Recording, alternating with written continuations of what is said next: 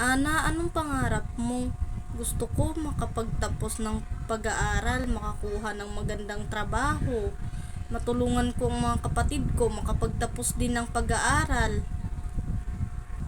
Ako rin, Ana, gusto ko na rin makatapos ng pag-aaral para makatulong sa mga magulang at mga kapatid ko, para mabili ko na rin ang mga gusto kong mga sapatos.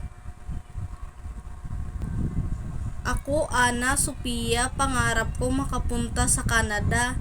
Open country kasi yan. Gusto kong makatulong sa pamilya ko. Titiisin ko ang lahat